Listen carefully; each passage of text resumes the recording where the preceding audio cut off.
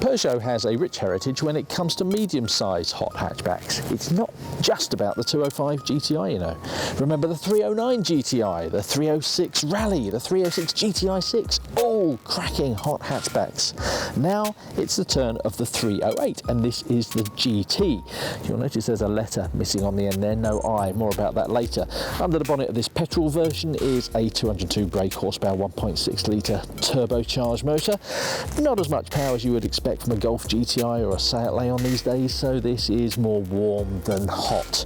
But Peugeot's designers have done a very good job of giving this car some pizzazz. You'll notice the Peugeot Lion has slipped off the bonnet and onto this 3-bar grille.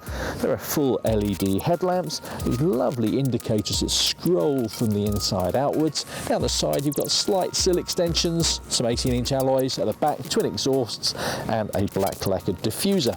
And as you'd expect, there's been a bit of a makeover inside too.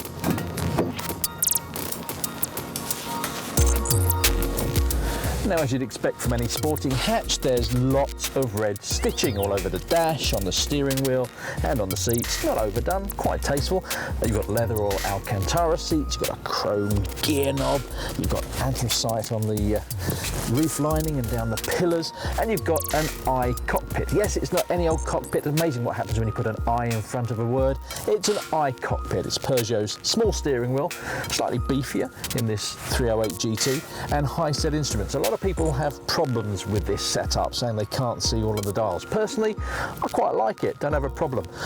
Quality-wise, it's a mixed bag, some really nice touchy-feely stuff, squishy plastics around the cabin, but a bit further down, some cheap stuff. But matter not, what does matter is what happens when you press this starter button. That 1.6 litre twin-turbo engine provides plenty of zip, getting the GT from 0 to 62 miles an hour in 7.5 seconds. Back in the day, that would be more than acceptable, but with a similarly priced Ford Focus ST knocking a second off that time, the 308 looks a little tardy.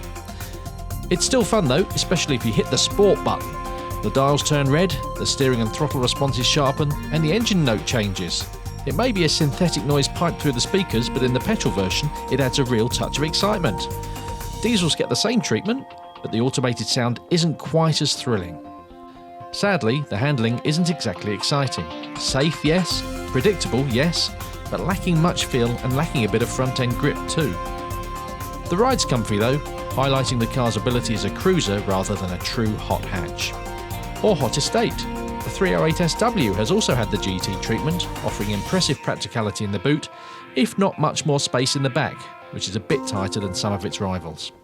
So the 308 GT. Well, first things first, it's not a hot hatchback. It doesn't quite have the performance or the feel of a hot hatchback. But as a range topper with loads of equipment and a bit of punch and a really interesting engine note, even if it is synthetic, I quite like it.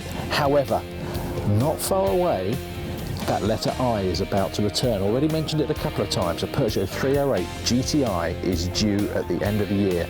It'll probably have a very different attitude to this, but given Peugeot's rich heritage in all hot hatchbacks, can't wait. Want to see some rivals to the Peugeot 308 GT? Then click here. Or if you want to see our Golf R versus Seat Leon Cupra R track battle, click here. And don't forget to subscribe to the Auto Express YouTube channel.